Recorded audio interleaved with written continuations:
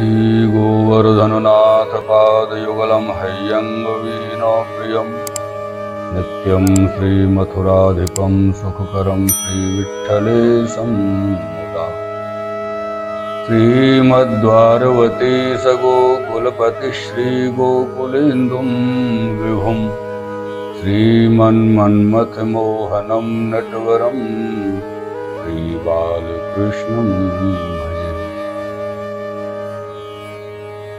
अनन्तगुणभूषिते शिवविरञ्च देवस्फुते घनाघनुनिभे सदा ध्रुवपराशराभीष्टदे विशुद्धमथुरातटे सकलगोपगोपीव्रते कृपाजलधिसंसृते मम मनः सुखं भावयो।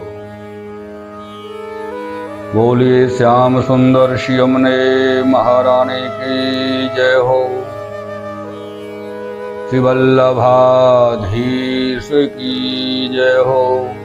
श्री गोसाई जी परम दयाल की जय हो। श्री गिरिराज धरण की जय हो।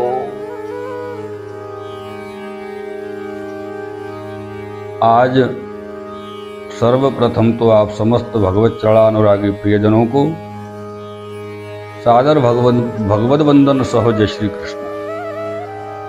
मेरे प्रियजनों, आज हमारे पुष्टि मार्गीय संप्रदाय का प्रागट्य दिवस है, अर्थात पवित्र एकादशी। इसलिए पहले तो आप सभी को पुष्टि मार्ग प्रागट्य दिवस की अनेक अनेक शुभकामनाएं और खूब खूब बधाई। मेरे प्रियजनों,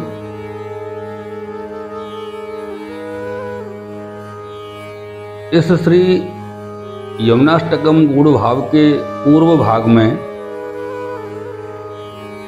आपने श्री यमुना जी का जो स्वरूप है वो श्रवण किया। शिव विरंच देवस्तुते घना घन निभे इत्यादि के भाव। अब हम आगे चलते हैं। घना घन निभे। मेरे प्रियजनों, प्रिय श्रोताओं, ये घना घन निभे जो पद है, इस घना घन का जो अर्थ है वो क्या है? घना घन का अर्थ है सजल गाढ़ श्याम घन, और निभ का अर्थ है स्वरूप,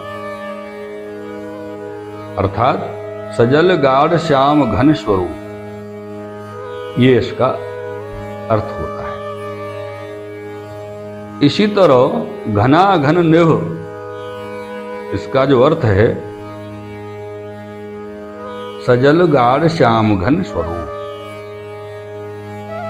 और ये अर्थ दोनों स्वरूपों में प्रयुक्त होता है, भगवान श्री कृष्ण और श्री यमुना जी। भगवान श्री कृष्ण के श्याम वर्ण का जो रहस्य है वो ब्रह्मवाद सिद्धांत से भी स्पष्ट किया जा सकता है।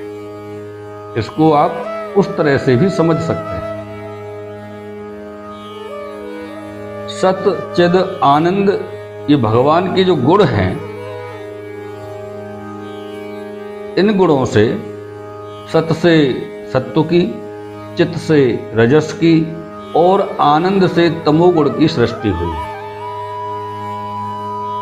तत्सृष्ट्वा तदेवानुप्राविशत, इस श्रुति कथन के अनुसार तमोगुण की सृष्टि करके आनंद स्वयं, जो स्वयं आनंद है, उसमें प्रविष्ट अनुप्रविष्ट हुआ है। आनंद भगवत स्वरूप, अर्थात लौकिक पदार्थों में तमोगुण की श्याम वर्णोत्पादक शक्ति भगवतकृत है। प्रियजन, तमोगुण की श्याम वर्णोत्पादक शक्ति भगवतकृत है। कारण भगवद अनुप्रवेश से ही तमोगुण में यह शक्ति आई है। अतः श्याम वर्ण का जो मूल आधार है वो है आनंद। और इस श्रुति इसका कथन करती हैं। ये श्रुति कहती हैं आनंद तमसी प्रतिष्ठित, यह आनंद श्रृंगार रूप है। इसीलिए श्रृंगार का अर्थ श्याम है। श्यामो ही श्रृंगार रस। बड़ा विलक्षण वर्णन है प्रियजनों, श्यामो ही श्रृंगार रस, क्योंकि श्रृंगार का वर्ण श्याम है। श्रीमद् भागवत जी में भी श्याम शब्द का श्रृंगार रस के अर्थ में प्रयोग मिलता है। श्यामे प्रथा वरसिशोभितया श्रिया। यहां जो श्यामे का जो अर्थ है वो सुबोधनी जी में भी इसका भाव आया है।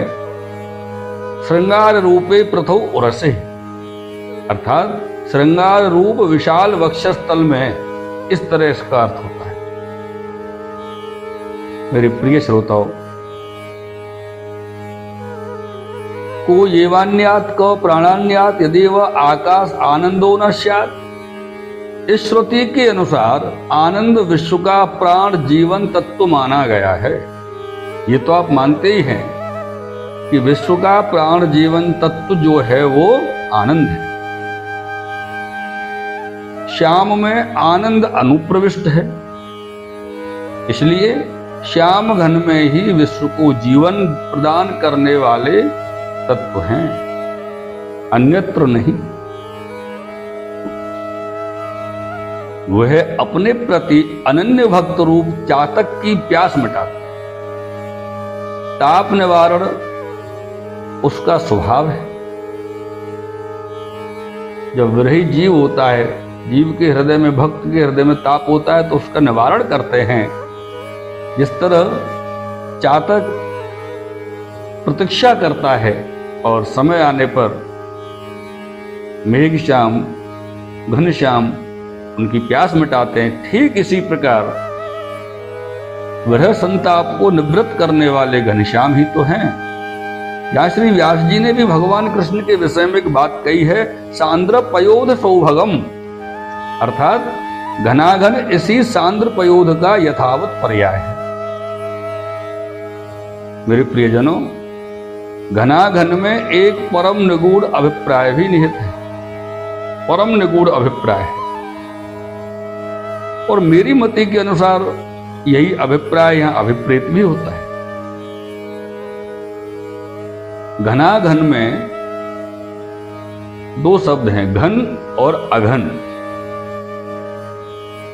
यहां घनाघन में घन अर्थात घनीभूत रसात्मा श्री कृष्ण और अघन अर्थात द्रवीभूत रसात्मिका श्री कृष्णा। इस उभय युगल का अद्भुत गाढ़ सम्मिलन है घनाघन का अर्थ। मेरे प्रियजनों, परस्पर गुथा हुआ निविड़ मेघ श्याम युगल तत्व जो अपनी ठंडी ठंडी फुहारों से विश्व को, सचराचर को अनुप्राणित कर रहा है, वो है घनाघन। इसी विषय में परम पूज्य दस दिगंत विजय श्री पुरुषोत्तम जी महाराज का भी यह विचार है, मत है कि घनाघन निभे, ये जो पद है वो कहते हैं, आज्ञा करते हैं कि ये जो पद है वो विशेष है, विशेषण नहीं है। अर्थात घनाघन निभे भगवान का धर्म नहीं, श्री यमुना जी का धर्म नहीं है। घनाघन निभे धर्मी स्वरूप है, धर्मी भाव है, ये धर्म स्वरूप नहीं है। ये कितना यथार्थ है ये तो बड़े जाने, उनकी अपनी वाणी है।